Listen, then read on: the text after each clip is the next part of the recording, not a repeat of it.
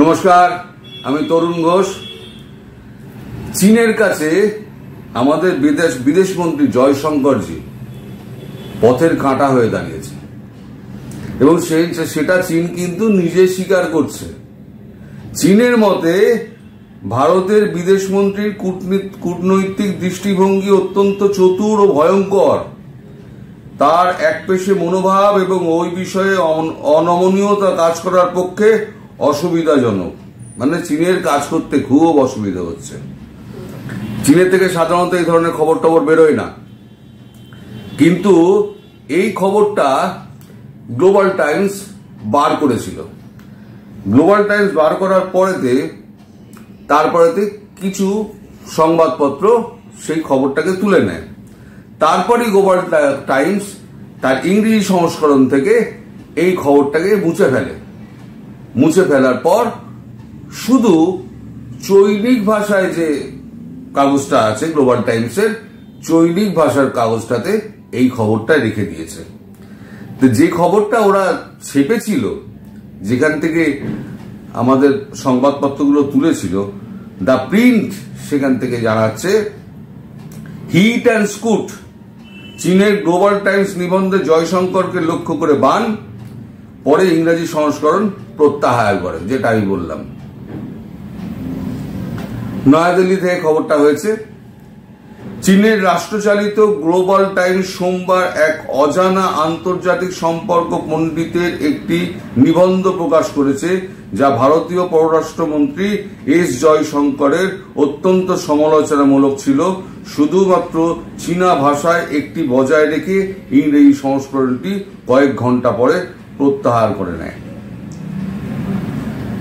অজানা পণ্ডিত মানে আন্তর্জাতিক বিশ্লেষক, তার কথা এখানে বলা হচ্ছে। তিনি এইটা বলেছিলেন। এই বিষয়ে যখন দিল্লিতে চীনের অ্যাম্বাসেডারকে যখন জিজ্ঞেস করা হয়, প্রশ্ন করা হয় যে জয়শঙ্কর সম্পর্কে আপনাদের এই মূল্যায়ন, এটার অর্থটা কি, তখন উনি চীনা যে কূটনৈতিক, তিনি বলেন চীনা কূটনৈতিক দ্য প্রিন্টকে জানিয়েছে যে নিবন্ধটি একটি ব্যক্তিগত দৃষ্টিভঙ্গি এবং চীনা সরকারের অবস্থানের প্রতিফলন নয়। মানে নিজেদের এখন কাটানোর ব্যবস্থা করছে। মানে ওটা চীনাদের জন্য নয়, ওটা শুধু একজন ব্যক্তিগত দৃষ্টিভঙ্গি থেকে একজন বিশ্লেষক তিনি বলেছেন। আচ্ছা, চীনের অনুমতি ছাড়া গ্লোবাল টাইমসে কিছু ছাপা হয়? আপনারাই বলুন। তাহলে ছেপে দিয়ে তখন বুঝতে পারছে যে না, এই ছাপাটা তো ঠিক হয়নি, তাহলে পরে এবার ওটাকে মুছে ফেলো। শুধু চীনে ভাষা সকলে পড়তে পারে না, চীনে ভাষাটাই রেখে দাও, আমাদের দেশের লোক জানুক। এড শিরোনাম, ভারতের কূটনীতিতে এস জয়শঙ্কর সমস্যা, একজন ওয়াং ডেমিন লিখেছিলেন, যিনি নিজেকে আন্তর্জাতিক বিষয়ক সম্পর্কে বিশেষজ্ঞ বলে দাবি করেন। এই ভদ্রলোক, তিনি এস জয়শঙ্কর সমস্যা ট্যাগ হেডলাইন দিয়ে তিনি এটা লিখেছিলেন, যিনি লিখেছিলেন যে জয়শঙ্কর একজন বড় সমস্যা। এবং আমি যেটা আপনাকে বললাম যে ভারতের বিদেশমন্ত্রী কূটনীতির দৃষ্টিভঙ্গিতে অত্যন্ত চতুর ও ভয়ঙ্কর, তার একপেশে মনোভাব এবং ওই বিষয়ে অনমনীয়তা কাজ করার পক্ষে যথেষ্ট অসুবিধাজনক। আচ্ছা, এই খবরটা হঠাৎ করে প্রকাশ করতে গেল কেন? এই খবরটা হঠাৎ করে প্রকাশ করার পেছনে একটা কারণ রয়েছে। সেই কারণটা জানতে হলে আপনাকে শেষ পর্যন্ত দেখতে হবে। 31শে আগস্ট ইকোনমিক টাইমসের একটা আপনার হয়েছিল, আমি খবরটা করেও ছিলাম, যে চীনকে খুব করে ধুয়েছে। ইকোনমিক টাইমসের একটা প্রোগ্রাম ছিল, সেইখানে কনক্লেভ, সেইখানে চীনকে খুব ভালো করে ধুয়েছিলেন ডক্টর জয়শঙ্কর। সেই প্রোগ্রামটাকে উল্লেখ করে এইটা লেখা হয়েছে। আমি খুঁজে ওই 31 তারিখে যে প্রোগ্রামটা হয়েছিল, আমি যার খবর করেছিলাম, সেটাকে আমি আবার বার করেছি। তাতে জয়শঙ্করজি যেটা বলেছিলেন সেটা আপনাদের একবার পড়ে শোনাই। বিশ্বের সাধারণ সমস্যার চেয়ে ভারতের একটি বিশেষ চীন সমস্যা রয়েছে জয়শঙ্কর। মানে বিশ্বের কাছে সাধারণ সমস্যা, কিন্তু আমাদের ইন্ডিয়ার কাছে চীন ইজ এ স্পেশাল প্রবলেম, যেটা উনি বলেছিলেন, আপনারা নিশ্চয়ই কাগজে পড়েছেন। সীমান্ত রাষ্ট্রীয় সম্পর্ক চীন থেকে বিনিয়োগ যাচাই করার আহ্বান জানিয়ে পররাষ্ট্রমন্ত্রী বলেছেন, ভারতের একটি বিশেষ চীন সমস্যা রয়েছে যা বিশ্বের চীন সাধারণ সমস্যা থেকেও বেশি। বিদেশমন্ত্রী এস জয়শঙ্কর শনিবার বলেছেন যে সীমান্ত এবং দেশের সাথে সম্পর্কের অবস্থা চীন থেকে বিনিয়োগের জন্য যাচাই করার আহ্বান জানায়। এটা হচ্ছে 31 তারিখের খবর। উনি কি বলছেন? উনি বলছেন যে চীন অন্যান্য দেশের কাছে একটা সাধারণ সমস্যা হলো ভারতের কাছে একটি বিশেষ সমস্যা, এবং চীনের কাছ থেকে কোনো রকম লগ্নি নেওয়ার আগে তা যাচাই করা কিন্তু অত্যন্তভাবে জরুরি। একটি সাধারণ চীন সমস্যা আছে, আমরা বিশ্বের একমাত্র দেশ নই যে চীন নিয়ে বিতর্ক করছে। ইউরোপে যান এবং তাদেরকে জিজ্ঞাসা করুন যে আজ তাদের প্রধান অর্থনৈতিক বা জাতীয় নিরাপত্তা বিতর্কের মধ্যে কি রয়েছে, এটা চীন সম্পর্কে। মার্কিন যুক্তরাষ্ট্রের দিকে তাকান, এটি চীনের প্রতি আচ্ছন্ন এবং ঠিকই তাই অনেক উপায়ে, জয়শঙ্কর বলেছেন একটি ওয়ার্ল্ড ফোরামের বক্তৃতা প্রসঙ্গে। তার মানে উনি যেটা বলতে চাইছেন যে ইউরোপ, আমেরিকা যেখানেই যান সেখানেই কিন্তু চীন নিয়ে একটা সমস্যা রয়ে গেছে, কিন্তু সমস্যার দিকে তারা নজর দিচ্ছে না অতটা করে। এবার সমস্যাটা কি, এবার আপনাদের বলি। সমস্যাটা হচ্ছে আমাদের এখানে আগে প্রচুর চীনের জিনিস আসতো, খেলনা থেকে আরম্ভ করে সুইচ বোর্ড, প্লাগ, সমস্ত কিছু চীনের আসতো, কারণ আমরা সস্তায় মাল পেতাম। চাপ দিতে গিয়ে ঢেলে বিক্রি হতো, আমরা কিন্তু প্রচুর কিনতাম, সারা ভারতবর্ষ চীনের মালে ছড়িয়ে গেছিল। তারপর ভারত করলো কি, ভারত ধীরে ধীরে ধীরে ধীরে চীনের মালগুলোকে বন্ধ করে দিল, দিয়ে দেশীয় ইন্ডাস্ট্রিকে ভারত তুলতে আরম্ভ করে দিল। দেশীয় ইন্ডাস্ট্রি তোমরা তৈরি করো, আমরা তোমাদেরকে টাকা দেবো। স্টার্ট আপ ফান্ড তৈরি হলো, স্টার্ট আপ কোম্পানিগুলো তৈরি হলো। সেই স্টার্ট আপ কোম্পানিগুলো ছোট থেকে বড় পর্যন্ত বিভিন্ন স্টার্ট আপ কোম্পানি আজকে সব মিলিয়ন ট্রিলিয়ন ব্যবসা করছে তারা, যা 5 বছর আগে যারা শুরু করেছিল। এইবার একটা কেন্দ্র সরকার একটা নির্দেশ জারি করে, সেই নির্দেশ হচ্ছে যে কেন্দ্রীয় সরকার এবং রাজ্য সরকারগুলোতে যত আপনার সরকারি অফিসার এবং আমলা রয়েছে তারা চীনের কোনো ফোন ব্যবহার করবেন না। সাধারণ মানুষকেও বারণ করা হয়েছিল, সাধারণ মানুষ শুনছিল না বলে তখন ফোন কোম্পানিগুলোকে ব্যান করে দেওয়া হয়। ফলে সাধারণ মানুষের কাছে আর চীনের ফোন পৌঁছাচ্ছে না। এখন চীনের ফোন বন্ধ করার পেছনে কারণটা কি? ধরুন আপনি সমস্ত ডাটাগুলোকে আপনি ফোনের মধ্যে স্টোর করেন, সবাই স্টোর করে ফোনের মধ্যে। কেউ ছবি তুলে স্টোর করছে, কেউ তার ভিডিও স্টোর করছে, কেউ তার সোশ্যাল অ্যাক্টিভিটি স্টোর করছে, কেউ ফেসবুক করছে, কেউ ইনস্টাগ্রাম করছে, কেউ টুইটার করছে। যাই করুক না কেন, যা কিছু আপনি করছেন ওই মোবাইলের মধ্যে এমন একটি চিপ আছে, সেই চিপটা কিন্তু চীনের সার্ভারের সঙ্গে যুক্ত আছে।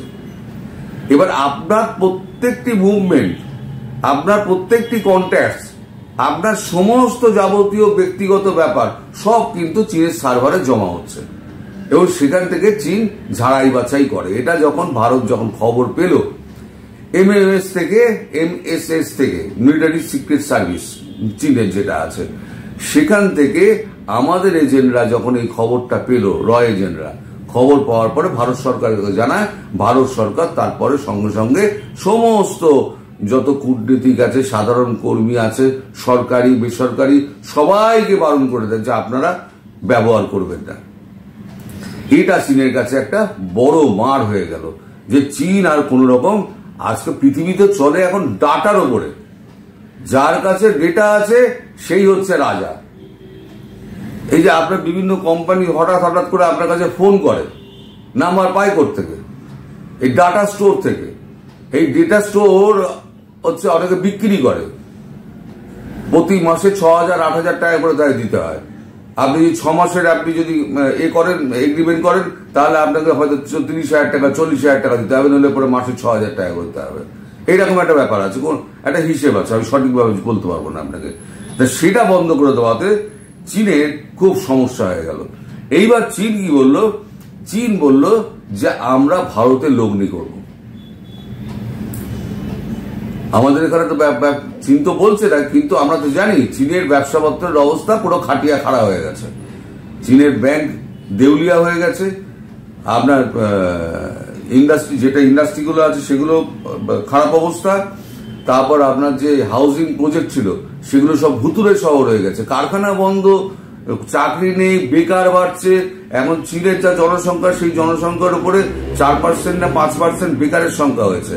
আপনারা এই খবর হয়তো জানেন না যে চীনে 20,000 প্রাইমারি স্কুল বন্ধ হয়ে গেছে। বন্ধ হয়ে যাওয়ার অন্য কোনো কারণ নেই, আর্থিক কারণ নেই, কিন্তু কারণ চীনের মেয়েরা এবং ছেলেরা বিয়ে করছে না। অনিশ্চয় ভবিষ্যৎ, তার জন্য তারা বিয়ে করছে না। বিয়ে না করার ফলে কি হচ্ছে, কি এবার সন্তান উৎপাদন হচ্ছে না। ফলে এই যে কিন্ডার গার্ডেন এবং নার্সারি যেগুলো ছিল 20,000, আরো বেশি আছে, তার মধ্যে 20,000 বন্ধ হয়েছে, হয়তো পরে আরো বন্ধ হবে, কারণ স্টুডেন্ট পাওয়া যাচ্ছে না। একটা সময় আসবে 20 বছর বাদে, যখন চীনের যুবকের সংখ্যা কিন্তু একেবারে তলানিতে নেমে যাবে। সেটা চীনকে কিন্তু খুব ভাবাচ্ছে, সেটা নিয়ে চীন কাজকর্ম করছে। এখন বিষয়টা হলো, চীন এখন চাইছে যে ভারতে এত বড় জনসংখ্যার দেশ, ভারত কি করেছিল, চীন যেমন সমস্তটা মানে বিদেশের ওপর নির্ভর করেছিল, আমি যা বানাবো সব বিদেশে আমি পাঠাবো। ভারত কিন্তু তা করেনি। ভারত নিজের দেশে মার্কেট তৈরি করেছে। নিজের দেশে মার্কেটটা তৈরি করার পর পর্যাপ্ত মাল যখন হয়ে গেছে, তখন সেটা বাইরে তখন সাপ্লাই করতে শুরু করেছে। সে আলু কুমড়ো থেকে শুরু করে আমরা টিভি আর এ পর্যন্ত। এখন চীন একটা অফার দিয়েছে ভারতবর্ষকে, কারণ চীন নিজের দেশের মধ্যে তো কোনো মার্কেটিং করেনি। চীনের মাল দেশের বাজারে বিক্রি হচ্ছে না, তারা বাইরের মাল কিনছে। এবার চীন একটা অফার দিয়েছে যে আমরা একটা ইলেকট্রিক ভেহিকেল কোম্পানি আপনার এখানে করব, আর অন্যান্য সোলার ইন্ডাস্ট্রি আপনার এখানে করব, আপনারা আমাদেরকে জায়গা দিন। জয়শঙ্করজি সেইখানে চেপে ধরেছেন। জয়শঙ্করজির একটাই কথা, পূর্ব লাদাখের প্রকৃত নিয়ন্ত্রণ রেখা বরাবর 2020 সালের মে মাসে শুরু হওয়া ভারতীয় ও চীন সৈন্যদের মধ্যে স্থবিরতা সমাধানের জন্য কূটনৈতিক আলোচনায় কিছুটা অগ্রগতির ইঙ্গিত দিয়ে ভারত বৃহস্পতিবার বলেছিল যে উভয় পক্ষের মধ্যে একটি অকপট, গঠনমূলক এবং দূরদর্শী বিনিময় ছিল। এলএসি বরাবর পরিস্থিতি নিয়ে বেইজিং এর দৃষ্টিভঙ্গি, পার্থক্য কমিয়ে আনা এবং অসামান্য সমস্যাগুলির প্রাথমিক সমাধান খুঁজে বার করা। চীন অনেক উপায়ে এই অনন্য সমস্যা, কারণ এটি একটি অনন্য রাজনীতি, একটি অনন্য অর্থনীতি।